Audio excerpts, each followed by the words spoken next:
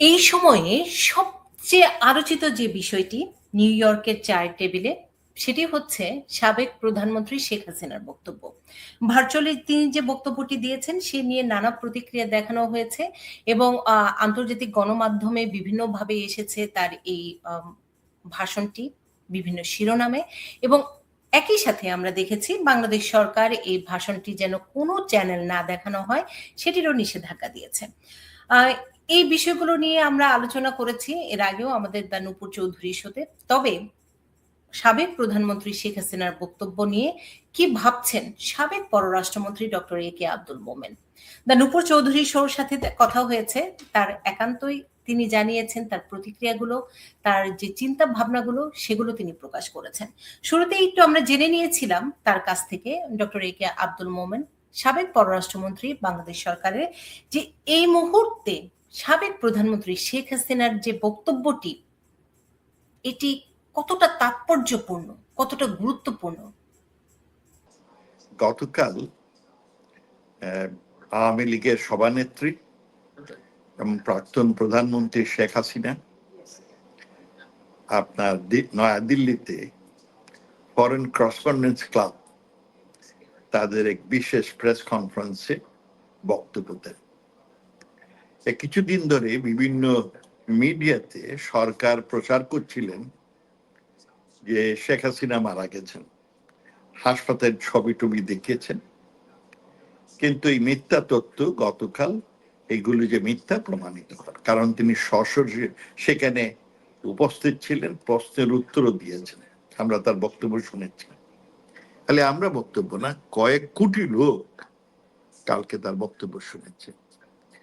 সরকারের বিভিন্ন উদ্যোগের কারণে মানুষের মধ্যে এই বক্তব্য শোনার জন্য আগ্রহ অনেক বাড়ে, স্বদেশি বিদেশি লোকের মধ্যে আগ্রহ বাড়ে। সরকার শেখ হাসিনা যাতে এই বক্তব্য না দিতে পারেন সেই জন্য ভারতীয় হাই কমিশনার ডেকে এনে এটা বন্ধ করার জন্য বলেছে। ভারতীয় সরকার বলেছে যে ভারত স্বাধীন দেশ, তাদের দেশে আপনার freedom of speech, freedom of media এগুলো বলবৎ আছে। বাংলাদেশে তো ফ্রিডম অফ স্পিচ নাই, বাংলাদেশে তো ফ্রিডম অফ মিডিয়া একেবারে টুটি টিপে কলুপ দিয়ে দিয়েছে। তো তারা বলেছেন যে আমাদের দেশে, আর দ্বিতীয় এর সাথে সরকারের কোনো সম্পৃক্ততা নাই, এটা প্রাইভেট গ্রুপ, ওনাকে দাওয়াত দিয়েছেন, উনি সেখানে বক্তব্য দিচ্ছেন, এইটাতে আমাদের কিছু করার নাই। তারপরে এই প্রাইভেট গ্রুপ ওনারা তা আর বলেছেন যে ভারতে আমরা বহু লোককে আশ্রয় দিই, দালাই লামাকে আশ্রয় দিয়েছি 1971 সালে, কয়েক হাজার এই আল বদর আল শামস সেখানে আমাদের দেশে আশ্রয় নিয়েছিল, তাকে আমরা আশ্রয় দিই, কিন্তু কারো আমরা মুখ বন্ধ করে রাখি না। সরকার শেখ হাসিনাকে এই প্রেস কনফারেন্স জন্য কোনো ধরনের সহায়তা করছে না, শুধু আমাদের কিছু করার নাই। বাংলাদেশ সরকার সেই কারণে সারা বাংলাদেশে আদেশ জারি করেছেন, কোনো পত্র পত্রিকায় কোনো মিডিয়াতে শেখ হাসিনার সেই প্রেস কনফারেন্সের খবর দেওয়া যাবে না, রিকাস্ট করা যাবে না। এত সব করার ফলে, আর তাও বলেছেন কেউ যদি এই শেখ হাসিনার প্রেস কনফারেন্স শুনে কিংবা শেয়ার করে তাদের আইডেন্টিফাই করা হবে এবং তাদের জেলে ঢোকানো হবে, তাদের শাস্তি দেওয়া হবে। কিন্তু মজার ব্যাপার হলো যে এইসব বলার পরে মানুষের আগ্রহ আর একটু বাড়ে। এমনকি স্বয়ং তারিক জি আমরা ছবিতে দেখলাম, তুমিও শেখ হাসিনার বক্তব্য লাইভ শুনতেছেন। সুতরাং এই জাহিদুর রহমান সাহেব যিনি বলেছেন যারাই শুনবে, যারাই শেয়ার করবে তাদের জেলে দিতে হবে, তাহলে প্রথমেই যেহেতু তারিক রহমান সাহেব শুনেছেন, তাকে তাকে প্রথম জেলে দেওয়া দিলে পরে বুঝবো যে তোনার কথা ঠিক আছে। এইসব অবান্তর কথা বলে খামোখা তারা জিনিসটা নষ্ট করেছে। শেখ হাসিনার বক্তৃতার প্রতি জনগণের এত আগ্রহ কেন? এই লক্ষ লক্ষ লোক তার বক্তৃতা জানার জন্য পাগল। এবং আমি আরো তাজ্জুব হয়েছি, উনি বক্তৃতা দিয়েছেন ইংরাজিতে। গ্রামে গঞ্জে যারা ইংরাজি জানে না, ইংরাজি বুঝে না, তারাও তার বক্তৃতা শুনেছে, কয়েক মিলিয়ন লোক। এর কারণ হচ্ছে দেশে আপনার যে অনাচার, অবিচার, অত্যাচার, নির্যাতন হচ্ছে, প্রথমত ইউনূস সরকারের সময়ে এই যে অত্যাচার শুরু হলো, আপনার বিচারের নামে প্রহসন, মানুষ কোথাও কোনো শান্তি পাচ্ছে না, এই চাঁদাবাজি। আর একই ধারাবাহিকতায় এই তারেক রহমান সরকারেও অত্যাচার, নিপীড়ন, মানুষকে হত্যা, হালে বিলে মানুষের মৃতদেহ পাওয়া যায়, সরকারের কাছে কোনো ধরনের, সরকার যেন নিজেরা হাত গুটিয়ে বসে আছে, শত শত ছেলেমেয়েরা আপনার কি হচ্ছে, দর্শন হচ্ছে, বাচ্চা দর্শন হচ্ছে, তাদের কোনো বিচার নাই, কোথাও গিয়ে বিচারের চাওয়ার কোনো উপায় নাই। আপনার মানুষের চাকরি চলে গেছে, তাদের আয় নাই, ঘরে খাবার নাই, এইসবের কারণে তারা সবাই মনে করে শেখ হাসিনাই ভালো ছিল, শেখ হাসিনার সরকারই ভালো ছিল। শেখ হাসিনার সরকার যখন পতন হয়, তখন শেখ হাসিনার সরকারের গ্রহণযোগ্যতা 30 থেকে 40% লোক ছিল। আর বর্তমানে আমি শুনেছি, এবং প্রথম আলো, ডেইলি স্টার তাদের তথ্য মতে এখন শেখ হাসিনার গ্রহণযোগ্যতা প্রায় 70 থেকে 80% লোক। কারণ তারা মনে করে শেখ হাসিনাই ভালো ছিল, এবং শেখ হাসিনা যদি আসতে পারে তাহলে তাদের এই নির্যাতন দূর হবে, তাদের এই দেশের অধোগতি দূর হবে, দেশের অর্থনীতি যে ভরাডুবি, সবগুলো ফ্যাক্টরি বন্ধ, গ্যাস নাই, জিনিসপত্রের দাম আকাশচুম্বী, তারপরে ঋণের ভারে সবাই একেবারে অস্থির হয়ে যাচ্ছে, এই সবই দূর হবে।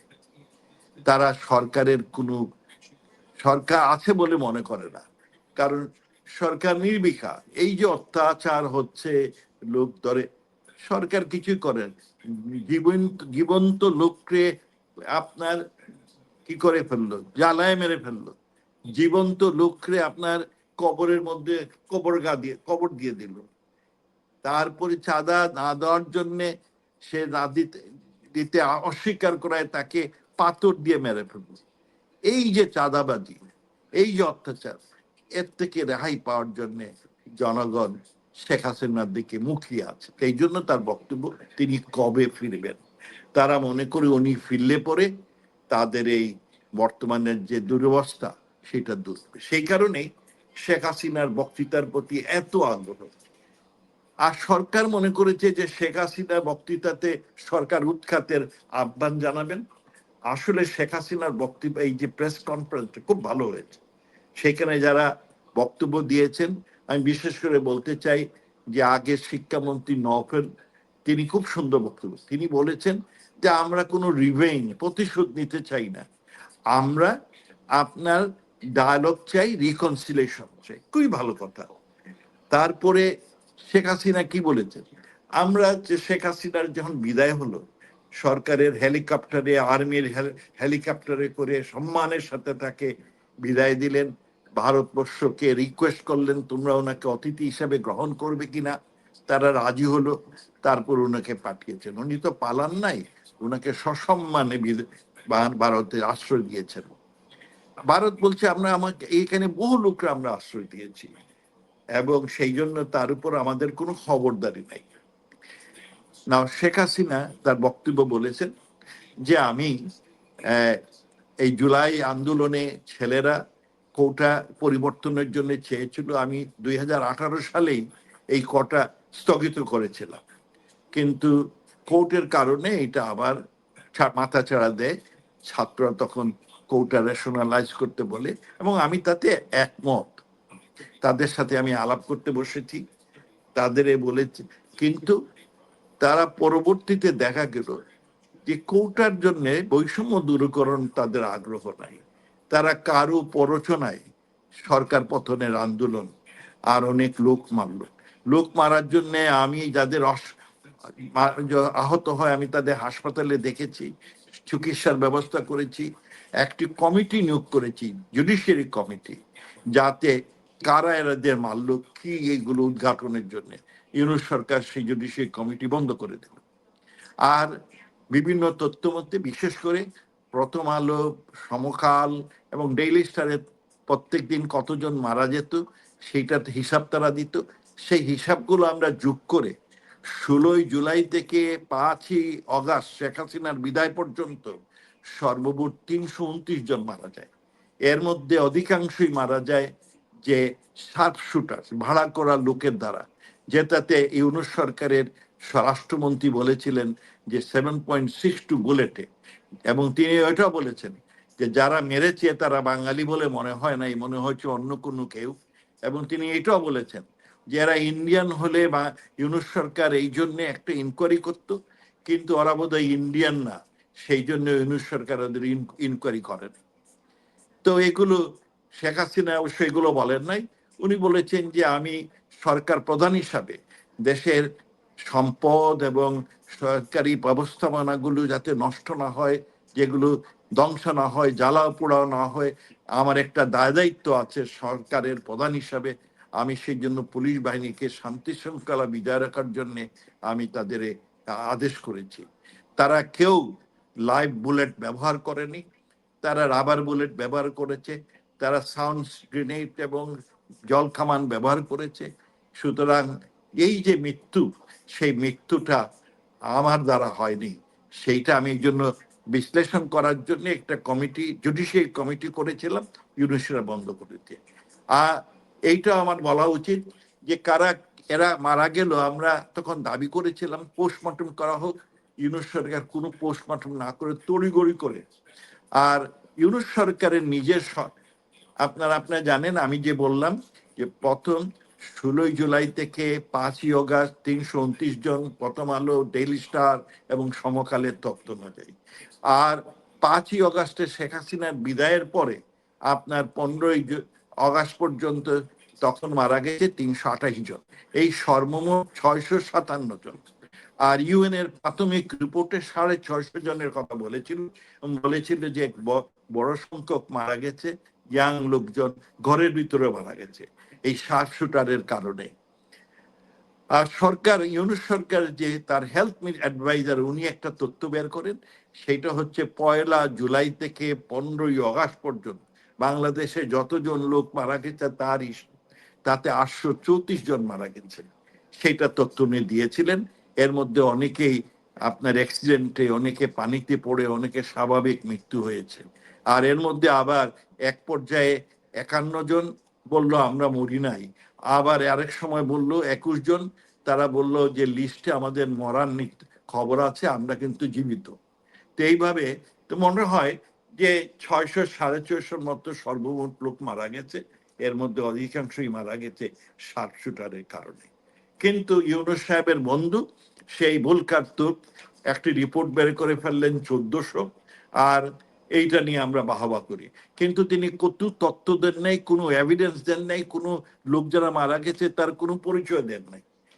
তাছাড়াও তিনি দেন নাই যারা মেরেছে তাদের ইউনূস সরকার ইনডেমনিটি দিয়ে তাদের বিচার হবে না।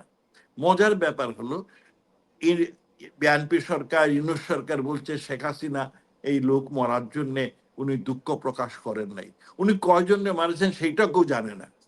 আর যারা মেরেছে তাদের সরকার বিচারের বাইরে রেখেছে। এই যে ইনডেমনিটি, একদিকে they are giving legal authority to kill, যারা কিলার তাদের লিগাল কাভার দিয়েছে, আবার বলছে অ্যাপোলজি। কালকে এই জিনিসগুলো উঠে এসেছে বিভিন্ন আপনার এই প্যানেলিস্টের মধ্য থেকে। জয়টা খুব সুন্দর করে বলেছে। আপনার মাননীয় প্রধানমন্ত্রী যেটা বলেছেন, তিনি বলেছেন একটা ন্যারেটিভ দিয়েছেন এই জুলাই আপরাইজিং এ, আমরা এটা আগে কখনো পাই নাই। আগে আমরা সরকারের বয়ানটাই, মিথ্যা বানোয়াট বয়ানটাই শুনেছি। এখন শেখ হাসিনার কাছ থেকে শুনলাম যে তার পুলিশ বাহিনী নিয়োগ করেছিলেন সম্পদ যাতে নষ্ট না হয়, এইগুলোর জন্য, দেশের সম্পদ যাতে টিকে থাকে।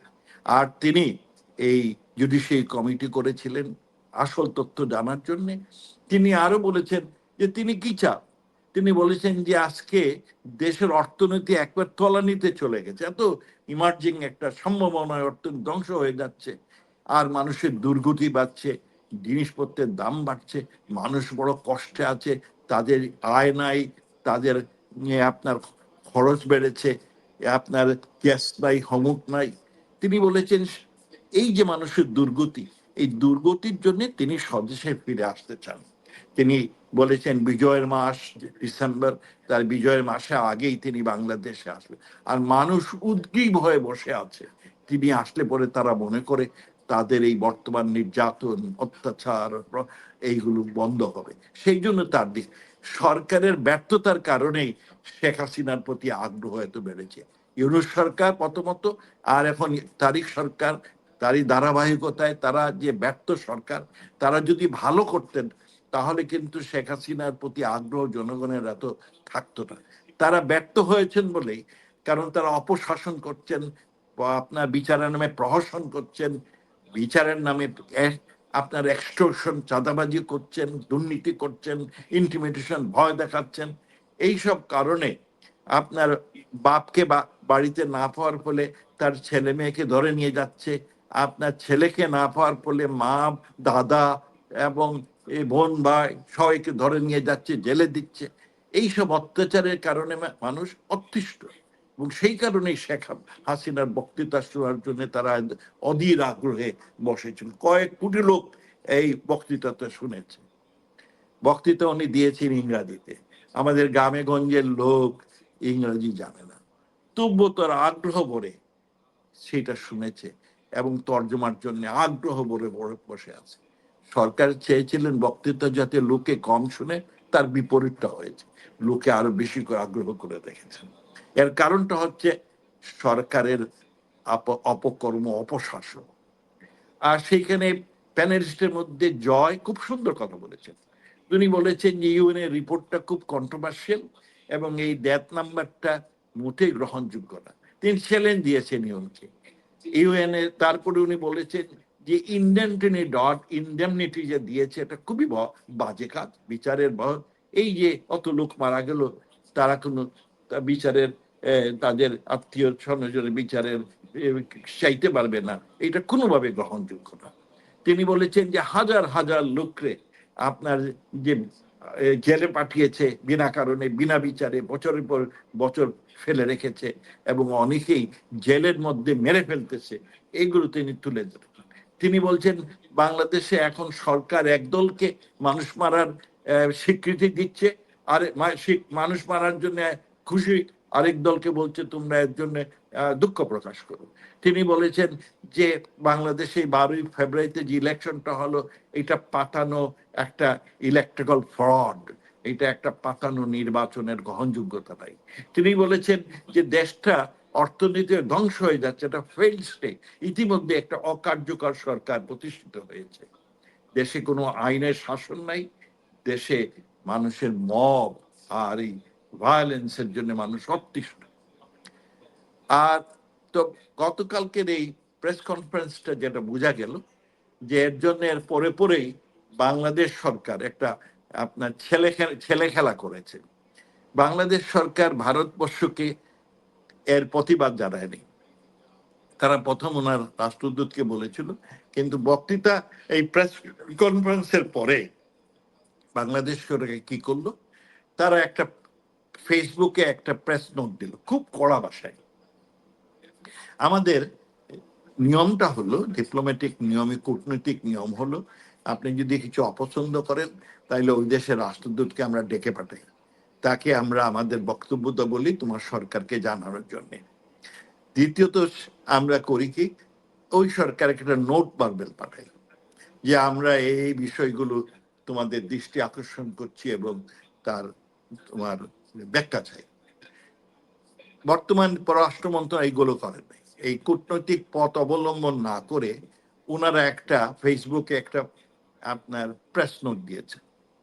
আমার মনে হয় এটা ছেলে খেলা, এইটা ওনারা ভারতকে বলার জন্য না, এইটা বাংলাদেশে যে উগ্রপন্থী ভারত বিরোধী লোক আছে ওদের খুশি করার জন্য, ওদের থেকে বাহবা পাওয়ার জন্য এই প্রেস নোটটা দিয়েছেন। এতে আপনার দেশের অবস্থা, দেশের যে বাল্য খেলা চলছে, এই ইমেচিওর অপরিপক্ক লোকেরা চালাচ্ছে তাই মনে হয়েছে, এবং এইটা একটা হাস্যোদ্দীপকের মতো হয়েছে এটাকে। আর এইসব হওয়ার ফলে কি হয়েছে, সারা বিশ্বের মিডিয়া এই শেখ হাসিনার, আমি সিএনএন দেখলাম গতকালকে তা শেখ হাসিনার এই স্বদেশ যাওয়ার কাহিনী, এই মিডিয়ার কাহিনীটা তুলে ধরে, আর বহুদিন ধরে এটা যেতে লাভ হবে আপনার Yunus sarkar was very good in PR. দুনিয়াকে ইউনূস সরকার বুঝিয়েছিলেন শেখ হাসিনা একটা মনস্টার, তার সময় বহু লোক 1500 লোক মারা গেছে। ইভেন যদিও আমাদের সর্বমোট 79 জনের একটা এই গুম হয়েছে বলে বলেছিল, কিন্তু ইউনূস সরকার দুনিয়াকে বলেছেন যে 1500 লোক গুম হয়েছে, মরে গেছে, হইসেই। তারপরে উনি বলেছেন যে যাতে দুর্নীতিপরায়ণ কিসের শেখ হাসিনার সরকার, তিনি বলেছেন শেখ হাসিনা $234 বিলিয়ন বিদেশে পাচার করে ফেলেছে, শেখ হাসিনা দেশটাকে ধ্বংস করে দিয়ে গেছে, অর্থনীতির কোনো উন্নতি হয়নি। আর অনেকে সেটা বিশ্বাসও করেছে, কারণ তিনি banker to the poor, Sheikh Hasina ওনাকে সবসময় আপনার খুব প্রমোট করেছেন। সেই জন্য তাদের প্রতি একটা বিশ্বাস, আর ওনার এই প্রচার মাধ্যমটা খুব ভালো।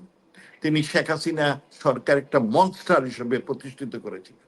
কিন্তু এবং এই জন্য যখন আওয়ামী লীগের লোক কিছু বলতো, তখন ওরা বলতো যে না না, তোমাদের দেশ, তোমরা খুব খারাপ ছিল, এখন ওইসব কিছু হচ্ছে না, হিউম্যান রাইটস ভায়োলেশন হচ্ছে না, এখন জ্বালায় পুড়ায় মারতেছে না, এগুলো সব মিথ্যা।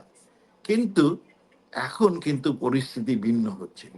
এখন তারা দেখছে যে আসলে দেশে অবস্থা খুবই খারাপ।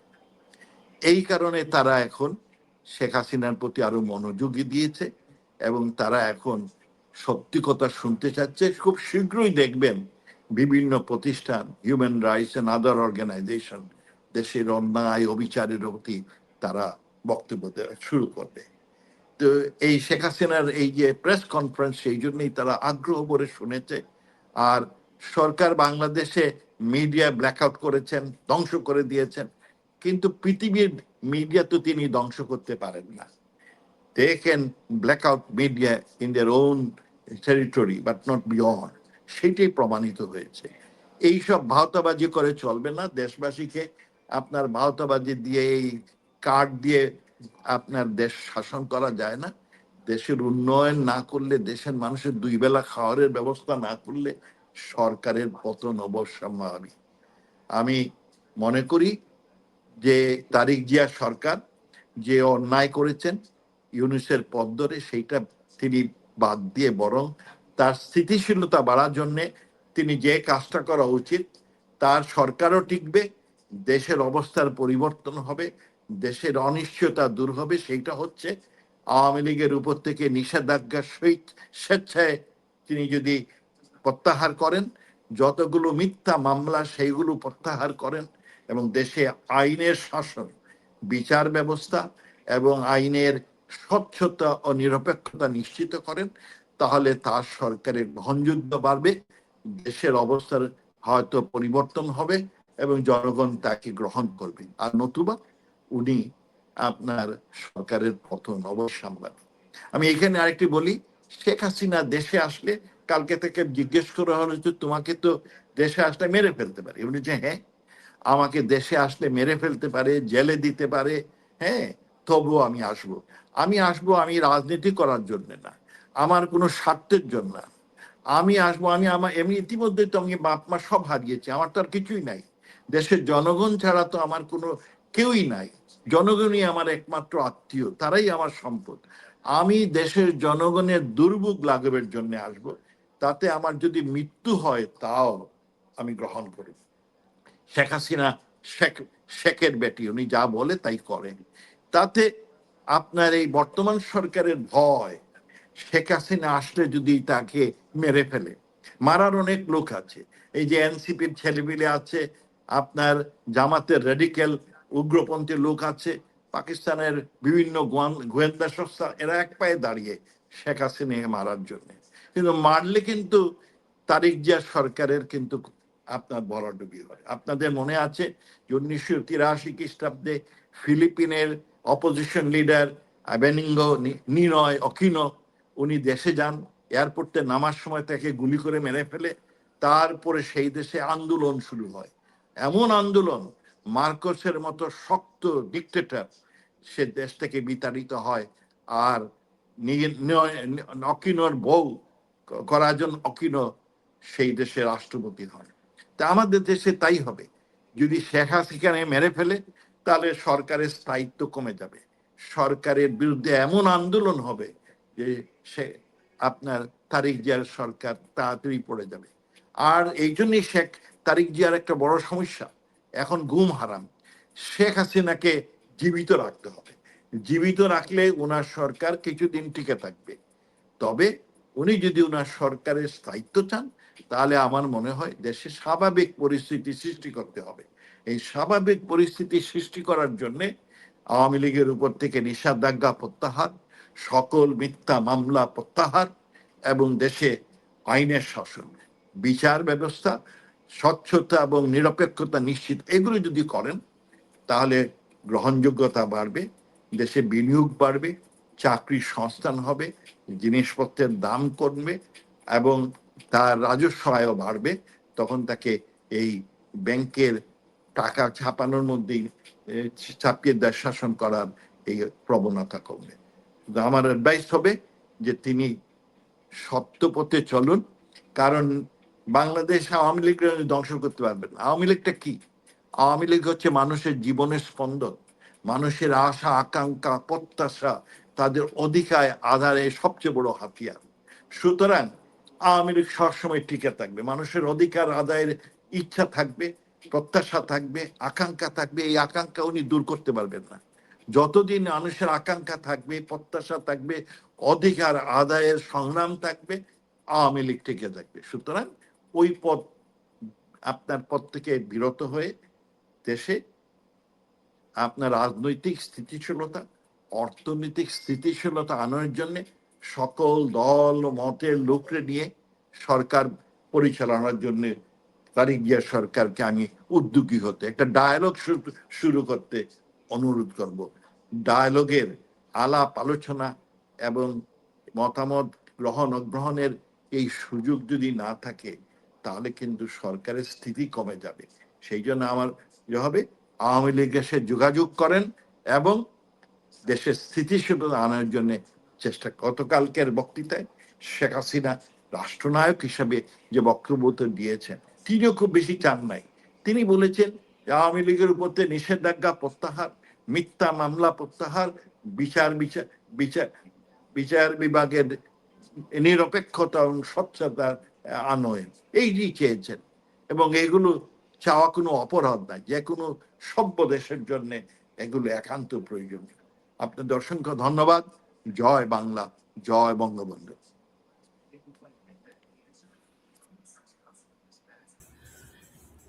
এই সময়ে সবচেয়ে আলোচিত যে বিষয়টি নিউ ইয়র্কের চায়ের টেবিলে, সেটি হচ্ছে সাবেক প্রধানমন্ত্রী শেখ হাসিনার বক্তব্য।